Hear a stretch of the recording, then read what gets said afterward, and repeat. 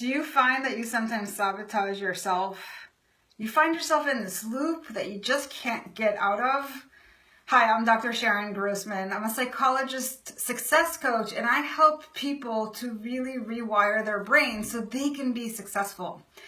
Now, when we're talking about self-sabotage, that is the complete opposite of success.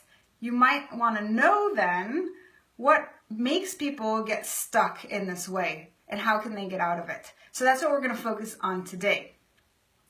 Now, what I've come to see is that people tend to have beliefs, and these beliefs are old. They come from way back, usually from very early life experiences, because as children, we try to make sense of the world. We look to see what is happening and why. We have to have a story around it. And often we blame ourselves. We try to see ourselves at the center of everything. So if mom and dad are angry, it's because we're bad. Or if somebody's upset with you, it's not because they have a bad day at work, because we don't think that way. It's because there's something that I did that was wrong, or I'm a failure, or whatever the story is. And then we kind of drag those beliefs throughout our lives into all these other situations. And so you might find yourself now as an adult believing things that are quite outdated. And so really our position is to understand, like, how does that serve or not serve us? And then what can we do about it? Now, I don't know if you've paid attention to this, but often what I find is that we have a certain belief, and what we try to do is we try to shape all of our experiences now around that belief. So if something happens that actually validates what we believe, we're like, see, there it is.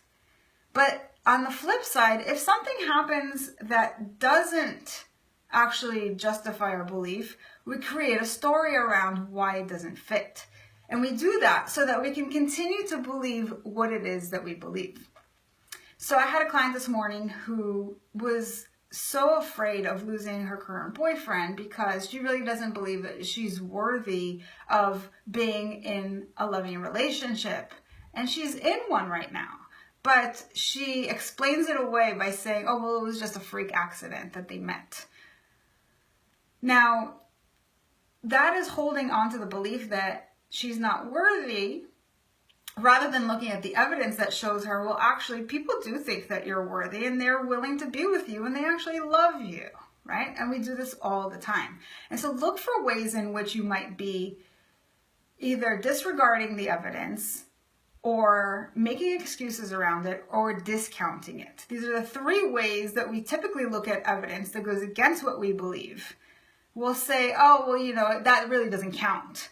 Or, you know, this thing happened, but it's really like they're just having an off day. They don't really know what they're talking about. So we create all kinds of stories, and that helps us to hold on to our old beliefs. And basically what we're doing in essence here is we're choosing to be right over being happy. Now, I always say we always have a choice. And so you want to ask yourself, do I really want to continue to be here? Because I know that being here leads me to feeling the way that I feel. Maybe I'm full of fear. Maybe I'm not able to reach the kinds of goals that I want for myself in my life. What would it be like if I believed this other thing? If I took my belief and I flipped it around 180 degrees, what would life be like then? How would I feel? What would be different in my life as a result? And then ask yourself, how much do you really want that? Whether or not you believe it's possible, whether or not you believe that you deserve it, just take a step back and ask yourself, how much do I want things to be like that?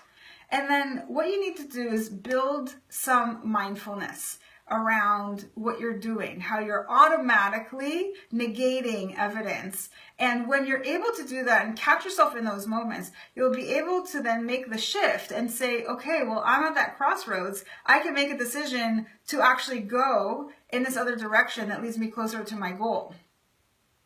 With that mindfulness in mind, you make a choice to move away from the belief that's keeping you stuck and towards a belief that you don't quite yet buy into, but want to believe in. And if you do that, you will be one step closer to actually rewiring your brain to have the things that you want. You'll stop self-sabotaging, and as a result, you can be happy. And it's really not about being right and miserable. So hopefully that was helpful. If you want more helpful tips, be sure to sign up for my newsletter, which you can find at coachingbysharon.com. And until next time, I'm Dr. Sharon Grossman. Take care.